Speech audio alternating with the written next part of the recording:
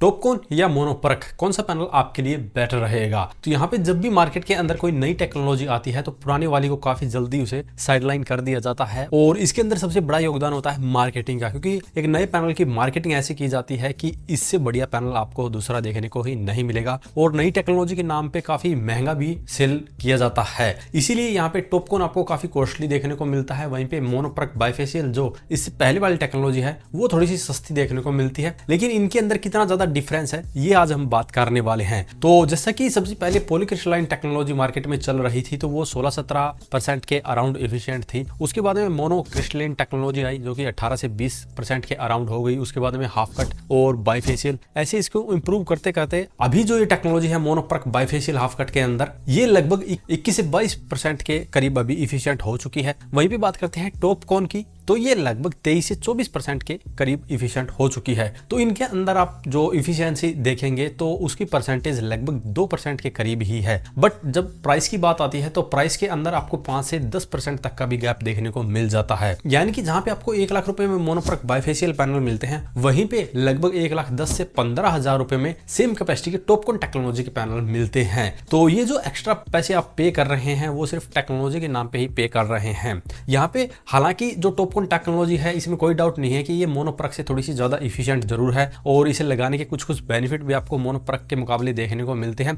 लेकिन जो इसकी इफिशिएंसी है वो लैब टेस्टेड होती है, यानी कि लैब के अंदर जो इफिशिएंसी निकल के आती है वही पैनल के ऊपर लगा दी जाती है। लेकिन रियल कंडीशन के अंदर जो इफिशिएंसी है वो बहुत ज्यादा फैक्टर के ऊपर डिपेंड करती है, जैसे कि सनलाइट कितनी अच्छी आ रही है या धूप कितनी अच्छी है, कोई छाया वगैरह तो उसके ऊपर नहीं है, या जो डस्ट वगैरह है वो पैनल के ऊपर कितनी है, तो काफी फैक्टर के ऊपर डिपेंड होता है, या जो टेम्परेचर है वो तो ज्यादा नहीं है। तो ये काफी फैक्टर मिलके आपके सोलर पैनल की इफिशिएंसी को तय करते हैं। इसलिए जो लैब वाली इफिशिएंसी है वो सिर्फ मार्केटिंग के लिए दिखाई जाती है। एक्चुअल कंडीशन के अंदर उस पैनल की इफिशिएंसी काफी कम रहती है और इसी तरह से मोनोपर्क के अंदर भी ये इफिशिएंसी आपको कम ही देखने को मिलती है। जैसे कि मैंने यहाँ पे आपको बताया है, मान लीजिए अगर आपको 1 लाख रुपए में टॉपकॉन टेक्नोलॉजी के और 10 किलोवाट के पैनल मिलते हैं, वहीं पे अगर 1 लाख रुपए में ही आपको मोनोपर्क के अंदर 11 किलोवाट के पैनल मिलते हैं तो आपको मोनोपर्क के अंदर 11 किलोवाट के जो पैनल मिलेंगे वो टॉपकॉन से भी ज्यादा बिजली बना के यहाँ पे देने वाले हैं। तो इसीलिए आपको ये देखना है कि आपके बजट के अंदर कौन सा आता है। अगर आपका बजट अच्छा है, अगर आपको स्पेस की दिक्कत नहीं है तो आप मोनोपर्क बाइफेशियल टेक्नोलॉजी के पैनल सेम कीमत के ऊपर ज्यादा लगा के ज्यादा बिजली वहां पे बना सकते हैं। और इसे आप कंफर्म कर सकते हैं सिंपली एआई के थ्रू ही। आप एआई को बता दीजिए कि आपको मोनोपर्क बाइफेशियल पैनल इतने रुपए में मिलता है और आपको 10 किलोवाट के पैनल इतने रुपए में मोनोपर्क बाइफेशियल मिल रहे हैं और टॉपकॉन आपको इतने रुपए में मिल रहे हैं।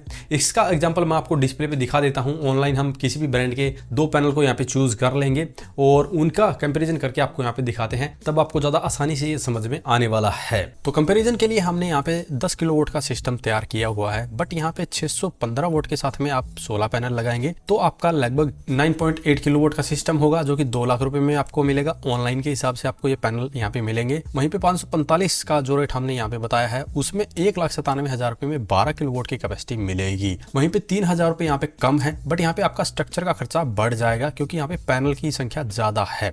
बट यहाँ पे आप देखते हैं जनरेशन को तो लगभग 4 से 5 यूनिट आपका एवरेज सिस्टम बना देता है। तो उस हिसाब से 12 किलोवाट की जो जनरेशन रहेगी वो यहाँ पे 1 साल की 19,700 रहेगी और 9.8 किलोवाट की 16,200 रहेगी। इस तरह से 3500 यूनिट का जनरेशन का गैप आ जाएगा 1 साल में और 10 साल में 35,000 का। लेकिन यहाँ पे मान लेते हैं कि ये और भी ज्यादा डिग्रेड हो गया है और 35,000 के गैप की बजाय सिर्फ 25,000 का ही गैप यहाँ पे रहता है। मान लेते हैं कि 10,000 यूनिट और भी हम कम कर देते हैं तो 10 साल के अंदर अगर ये 25,000 यूनिट भी ज्यादा बनाता है और ऑन एन एवरेज 10 यूनिट हम मान के चलते हैं तो यहाँ पे लगभग 2.5 लाख रुपए की एनर्जी ये 10 साल में ज्यादा बना के देने वाला है। तो इसी तरह से आप देख लीजिए कि आपको सेम प्राइस के अंदर अगर मोनोपर्क बाइफेशियल में ज्यादा पैनल मिल जाते हैं तो आपको उसके अंदर ज्यादा ही जनरेशन देखने को मिलेगी। तो यहाँ पे आपने देख लिया, अगर आप सेम कीमत के अंदर मोनोपर्क बाइफेशियल लगाते हैं तो आपको ज्यादा पैनल मिलते हैं, उससे ज्यादा बिजली भी मिलेगी। यहाँ पे अगर आप बजट को देख के चलते हैं तो आपको मोनोपर्क बाइफेशियल के अंदर काफी अच्छी जनरेशन देखने को मिलेगी। अगर आपके यहाँ पे स्पेस की दिक्कत है और बड़ा सोलर सिस्टम आप लगाना चाहते हैं कम स्पेस के अंदर तो टॉपकॉन के अंदर भी आप जा सकते हैं। और यहाँ पे हमने भी यूटीएल कंपनी के टॉपकॉन और मोनोपर्क टेक्नोलॉजी के सोलर पैनल को टेस्ट किया हुआ है। अगर आप वो वीडियो देखना चाहते हैं तो देख सकते हैं। इनकी जनरेशन के अंदर भी कोई आपको बहुत ज्यादा डिफरेंस देखने को नहीं मिलता।